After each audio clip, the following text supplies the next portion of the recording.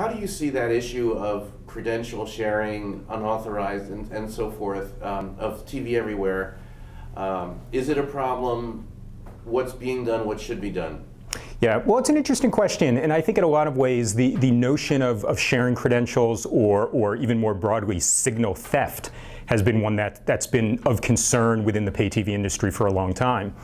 So now as we move to new distribution models, new consumption models, consumers having access across different screens, and it's less based upon where you are and being physically plugged in and more associated with credentials, clearly there are issues then if there's a disproportionate number of folks sharing credentials. I think the important thing for the pay TV providers and the programmers not to lose sight of is that this is still an emerging consumer behavior. It's an emerging opportunity for extending pay TV content to multiple screens, and not to be focused on where there's theft, but trying to encourage usage. And then gradually new technologies will be introduced to help mitigate the theft issue or this credential sharing issue.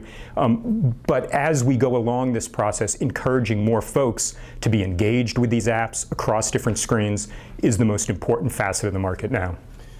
And how do you see the evolution of what we call TV everywhere, of linear programming from cable networks being available, consumers using that? Where are we in terms of the evolution of that platform? Yeah, unfortunately, we're in a I guess a confusing period, particularly from a consumer perspective. Certainly for those of us who follow the industry, there's a lot of different moving parts. But from a consumer perspective, I can go to an app that's offered by my pay TV provider. I can go to an app that's offered by my favorite programmer. All those apps look a little bit different. They have different interfaces. They have different sets of content available. Sometimes it's live content, sometimes it's just on demand, sometimes it's X number of episodes, sometimes it's lots of seasons of back episodes. And I think part of the problem now is there's just inconsistency, and that inconsistency is understandable as we're in this period of transition, experimentation, figuring out models that work for each individual programmer. But I think over time we'll have to start seeing some consistency, some ease of use with respect to logging on, maybe ease of use with respect to logging on in my house versus out of my house, maybe more robust offerings from the pay TV providers themselves so consumers don't have to go searching for content across multiple apps from different programming partners. But again, it's all part of this evolutionary stage, and you could look at it and say, let's be disappointed that we're not farther along. On the other hand, look at it and say, let's be excited that we're as far along as we are. And what about programmers offering direct outside of the cable, the cable subscription, satellite subscription? There's some of that happening. It's a complex issue. How might that develop? Yeah, that's another good question. And I think OTT, or over-the-top, or internet distribution, for many consumers represents a solution. And it's a solution to some of the problems that they see. I'm paying too much for content. I subscribe to a lot of content that I don't necessarily watch.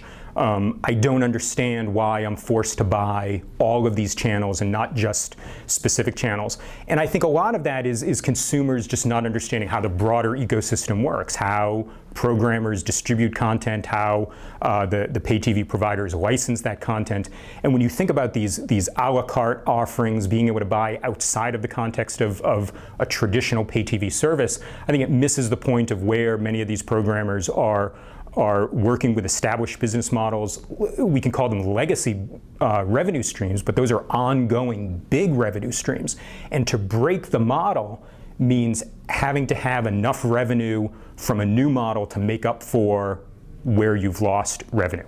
So I think the challenge for the industry going forward is how do programmers and how do the pay TV providers work together as sort of codependent partners in this to offer great content services to consumers in compelling applications, compelling usage scenarios, and do it in a way that moves the industry forward as opposed to trying to figure out models that financially may not work for programmers.